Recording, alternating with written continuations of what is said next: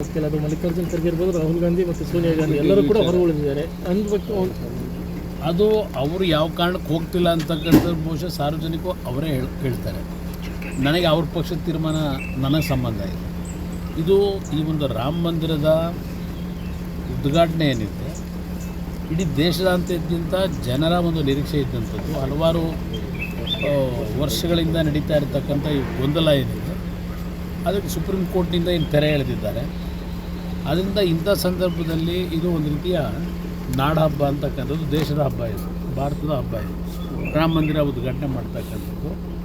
ಅದರ ಜೊತೆಗೆ ನಂದು ಅಭಿಪ್ರಾಯ, ರಾಮ ಮಂದಿರ ಉದ್ಘಾಟನೆಯ ಒಂದು ಉತ್ಸಾಹ ಏನಿದೆ, ನಿಜವಾದ ರಾಮರಾಜ್ಯವನ್ನು ದೇಶದಲ್ಲಿ ತರಬೇಕು ಅಂತಕ್ಕಂಥದ್ದು ಜನಾಭಿಪ್ರಾಯ ಏನಿದೆ, ಆ ಜನಾಭಿಪ್ರಾಯಕ್ಕೆ ನಾನು ಧ್ವನಿಗೊಳ್ತೀನಿ. ಅದು ಮಲ್ಲಿಕಾರ್ಜುನ್ ಖರ್ಗೆ ಇರ್ಬೋದು, ರಾಹುಲ್ ಗಾಂಧಿ ಮತ್ತು ಸೋನಿಯಾ ಗಾಂಧಿ ಎಲ್ಲರೂ ಕೂಡ ಹೊರಗುಳಿದಿದ್ದಾರೆ ಅಂದ್ಬಿಟ್ಟು ಅದು ಅವರು ಯಾವ ಕಾರಣಕ್ಕೆ ಹೋಗ್ತಿಲ್ಲ ಅಂತಕ್ಕಂಥದ್ದು ಬಹುಶಃ ಸಾರ್ವಜನಿಕರು ಅವರೇ ಹೇಳ್ತಾರೆ.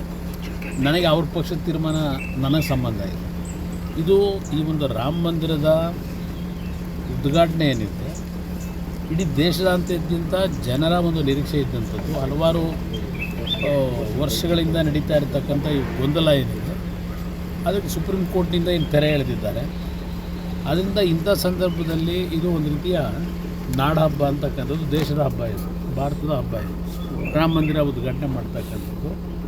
ಅದರ ಜೊತೆಗೆ ನಂದು ಅಭಿಪ್ರಾಯ, ರಾಮ ಮಂದಿರ ಉದ್ಘಾಟನೆಯ ಒಂದು ಉತ್ಸಾಹ ಏನಿದೆ, ನಿಜವಾದ ರಾಮರಾಜ್ಯವನ್ನು ದೇಶದಲ್ಲಿ ತರಬೇಕು ಅಂತಕ್ಕಂಥದ್ದು ಜನಾಭಿಪ್ರಾಯ ಏನಿದೆ, ಆ ಜನಾಭಿಪ್ರಾಯಕ್ಕೆ ನಾನು ಧ್ವನಿಗೊಳ್ತೀನಿ.